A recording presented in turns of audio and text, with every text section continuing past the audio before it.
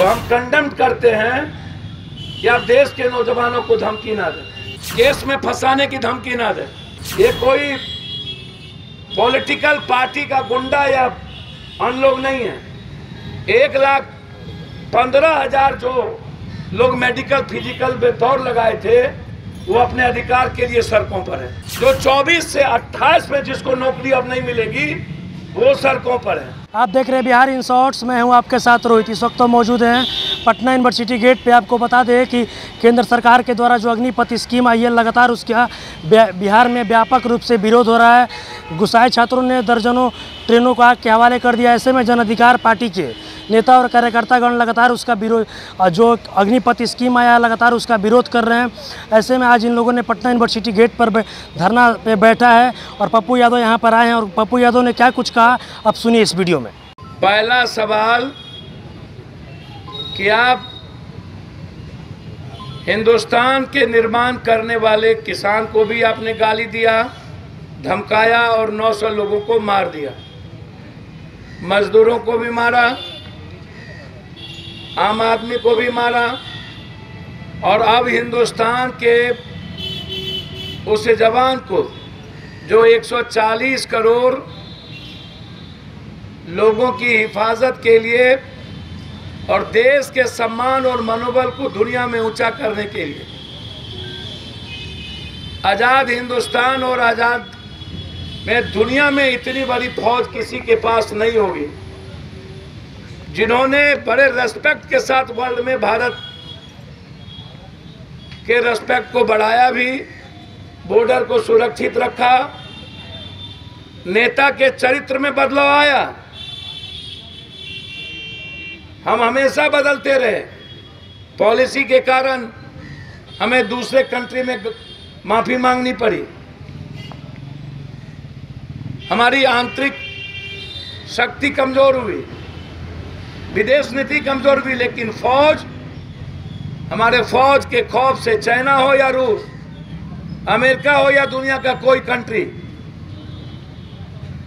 उन्हें पता है यदि उनके पास दुनिया की अकूट हथियार है तो उससे कई अरब गुना ज्यादा हथियार भारत के जवानों की ताकत में, उसके जज्बात में, उसके सेंटीमेंट में, उसके मर मिटने की तैयारी में,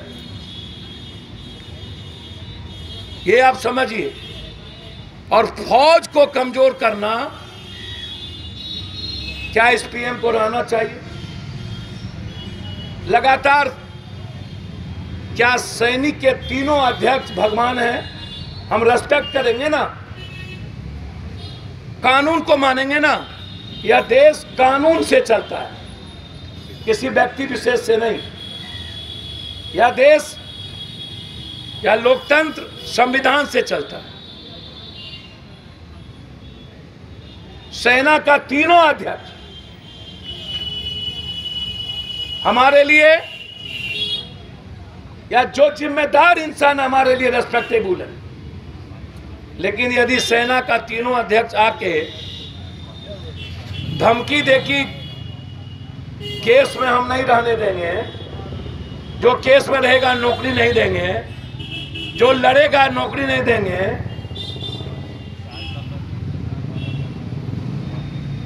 तो ये सवाल कहां से आ रहा है? जो लोग, जिसके टैक्स पर हम सब तनख्वाह उठाते हैं, जो कॉन्स्टिट्यूशन की रक्षा करता है, जो दुनिया के सबसे लोकतांत्रिक देश को मजबूत करने में जिसकी भूमिका है, उसको आप धमका रहे हैं, उसको डरा रहे हैं। आप अपनी बात रखिए, हम स्वीकार करें, लेकिन यदि आप भाषा, सुप्रीम कोर्ट के जज ने जो बात कही थी, सारी संस्थाएं कोलैप्स कर गई है, धूमिल हो गई, चाहे ईडी हो, सीडी हो, चाहे चुनाव आयोग हो, इलेक्शन कमीशन हो, चाहे सीबीआई हो, सुप्रीम कोर्ट हो। खुद कहा था सुप्रीम कोर्ट प्रेशर में है, तो जब सर्वोच्च न्यायालय प्रेशर में हो सकता है तो और क्या चीज बाकी है? तो हम कंडेम करते हैं कि आप देश के नौजवानों को धमकी ना दें, केस में फंसाने की धमकी ना दें। दूसरा चीज, ये कोई पॉलिटिकल पार्टी का गुंडा या अन लोग नहीं है। 1,15,000 जो लोग मेडिकल फिजिकल में दौड़ लगाए थे वो अपने अधिकार के लिए सड़कों पर है। जो 24 से 28 में जिसको नौकरी अब नहीं मिलेगी वो सड़कों पर है। और ये वो सड़कों पर हैं जो लोग जिनकी जिंदगी अनसिक्योर्ड हो गई, जो देश के लिए मरने की ताकत रखते थे, जो देश के सम्मान के लिए सेना में बहाल हो रहे थे, उनके भीतर और सुरक्षा की भावना आ गई। परिवार को लेके, खुद को लेकर। पहले अटल जी ने पेंशन छीना, फिर लड़ाई लड़के लिए, अब ये प्रेजेंट का पेंशन छीन। इनके पास कोई रोड मैप नहीं है। 10% को आरक्षण पहले भी था, एक नौकरी मध्य प्रदेश में नहीं मिली। कोई रोड मैप नहीं है। 8 क्लास में जो बहाली होगा जिस पोस्ट पर, वो उसकी पढ़ाई गई। 4 साल के बाद, इतने गैप के बाद वो पढ़ना नहीं चाहेगा। तो क्या महिंद्रा एंड महिंद्रा के मालिक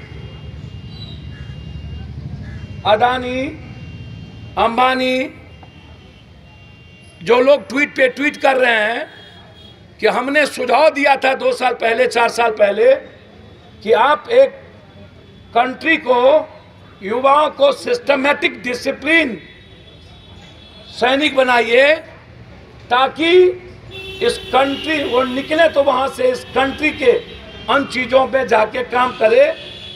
तो मतलब 8,000 नौकरी जो भारत सरकार के मानक से कम है। महिंद्रा की मालिक 1,35,000 लगभग कार्ड और नौकरी में रखे, जिसका तनख्वाह मात्र 8,000। तो क्या महिंद्रा के मालिक को सैल्यूट करेंगे आप? फौजी अदानी को करेंगे? किसको करेंगे? बीजेपी ऑफिस में? अब कल देखिए ना, सुरक्षा जिसको मिला, कौन है ये अचकोल बचकोल? कल कहता है जिहादी लोग थे, आते ही शुरू हो गया उसकी। ये जो लड़ रहे थे ये जिहादी लोग थे। इन लोगों के किस मापदंड से सुरक्षा मिला? आम आदमी को सुरक्षा नहीं और पूरा इन लोगों को सुरक्षा।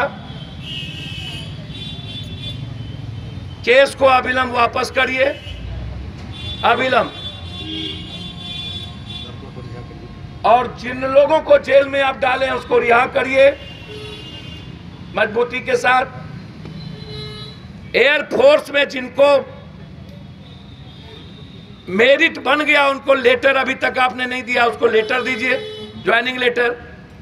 और जो लोग मेडिकल फिजिकल में दौड़ लगा चुके हैं उसको आप युवा वीर में मत लाइए।